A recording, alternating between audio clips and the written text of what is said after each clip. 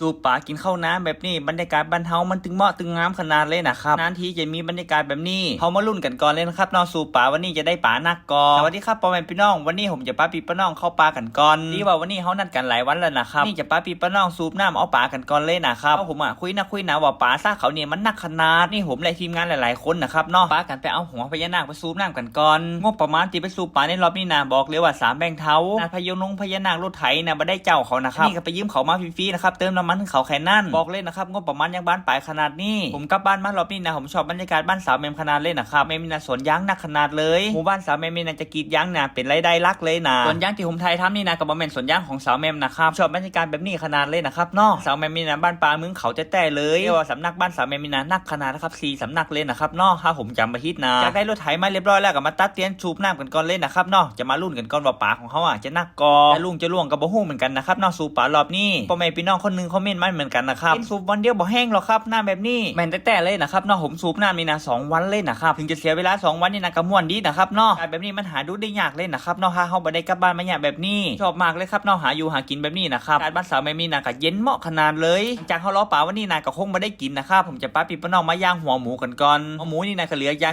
กๆอยู่ไว้วันนั้นนะครับเนาะปลา2 ตัวนี่นะก็บ่ได้หามาจากในสระนี่นะครับขอมาขายให้วันนั้นนะครับก็เลยซื้อลาไว้ถึงได้โอกาสกับมาปิ้งเลยนะครับเนาะเอาบรรยากาศด้วยนะครับได้ปลาไหลมา2 ตัวปลาขาวมา2 ตัวนะครับเนาะมาปิ้งมาย่างตาเกลือแบบนี้กินข้าวปลาข้าวน้ำแบบนี้บอกเลยว่าบรรยากาศดีแต่เลยนะครับกินข้าวล้ำแต่เลยบรรยากาศแบบนี้หาดูได้ยากเลยนะครับเนาะก็มีคนถามอยู่นะครับซื้อกินมันง่ายกว่านี้กะเห็นอยู่นะครับซื้อกินมันก็ง่ายอยู่เนี่ยแบบนี้มันได้บรรยากาศนะครับบรรยากาศแบบนี้ถึงมันจะเหนื่อยแต่มันก็มีความสุขเนาะผมชอบมากเลยครับการใช้ชีวิตแบบนี้นะครับหาอยู่หากินแบบนี้ใครบ่เคยมาใช้ชีวิตแบบนี้มันก็คงลำบากอยู่นะครับสำหรับส่วนตัวผม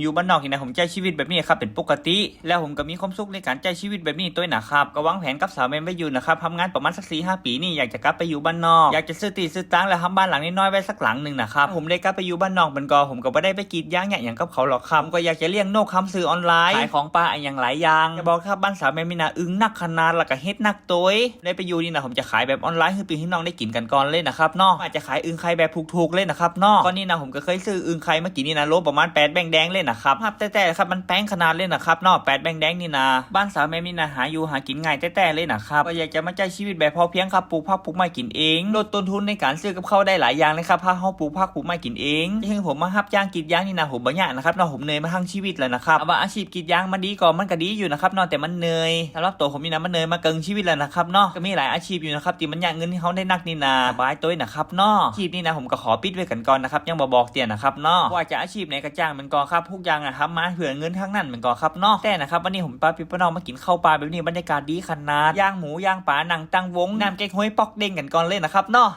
กิจกรรมครอบครัวตอนนี้หลายๆคนก็คงทำงานแล้วมันก็ครับทีนี้ในการทำงานก็เป็นปีใหม่แล้วนะครับเนาะคลิปตอนที่ผมพายทำนี่นะก็ยังอยู่บ้านอยู่เลยนะครับแต่ตัวของผมทำงานแล้วนะครับผมสต็อกมาประมาณ4-5 คลิปนะครับเนาะผมก็ยังให้พี่ให้น้องได้รับชมบรรยากาศแบบนี้นะครับแบบนี้หาดูได้ยากเลยนะครับเนาะเขามาทำงานเรียบร้อยแล้วก็บ่มีเวลาไปอย่างแบบนี้หรอกครับปิ้งปลาขาวแบบนี้ก็น่ากินครับกับปิ้งปลายันปลาไหลนะบอกเลยว่าอย่างเหมาะเมื่อกี้นี่นะต้องขอโทษขออภัยด้วยครับปลาไหลแบบนี้อาหารแบบนี้นะน้ำลายปลายเลยนะครับนี่ก็ทีมงานนิดน้อยของผมเหมือนกันนะครับเนาะปล่อยเขากินก่อนแกเนี่ยกินที่หลังเอานะครับเนาะกินข้าวกินปลาพริกหนุ่ยเกลือก้อนแบบนี้บอกเลยว่ามันอย่างเหมาะอย่างฟินอย่างล้ำเลยนะครับชีวิตแบบบ้านๆแบบนี้บอกเลยว่าโคตรมีความสุขแต่สำหรับตัวผม5 ปีนะผมก็คงได้มาใช้ชีวิตแบบนี้เลยนะครับเนาะนี่ก็เป็นปี69นะครับเนาะปีที่ผมตื่นเต้นขนาดเลยนะครับเนาะตื่นเต้นกับสิ่งที่ผมกำลังจะทำนะครับเนาะมันท้าทายสำหรับตัวผมเลยอะไรคิดในหัวผมนี่นะมันกระทำอย่างหลายอย่างด้วยนะครับนอกจากรอรับชมด้วยนะครับและเป็นสถานที่กินข้าวนี่นะรู้สึกก่อนจะกินข้าวล้ำเป็นพิเศษเลยนะครับกินกับข้าวอย่างกระจ่างนะครับเนาะเป็นบรรยากาศมากินข้าวแบบนี้บอกเลยว่ากินข้าวอย่างล้ำเลยแล้วก็มีความสุขแต่มารอบนี้บอกเลยว่าคล้ายเขียดขนาดเลยนะครับปลาเห็นเขาได้เห็นธรรมชาติแบบนี้ว่าผมมีความสุขแต่เลยนะครับพ่อแม่พี่น้องหลายๆคนได้กลับบ้านปีใหม่นี่นะเก็บกำลังใจมาสู้งานต่อหึ่งนักๆนะครับเนาะการสู้งานอีก12 เดือนนะครับเนาะแล้วก็จะมาพบกับบรรยากาศแบบนี้แห่งใหม่นะครับมีพ่อแม่พี่น้องแฟนเพจหลายคนก็ตักมาหาผมเหมือนกันอยากให้ที่เค้นกับเมืองแปรพองหันผมอยากกับข้าวให้พ่อแม่ผมกินนะครับเนาะปีหน้านี่นะผมสัญญาครับผมจะกลับ2 บ้านนี่นะไ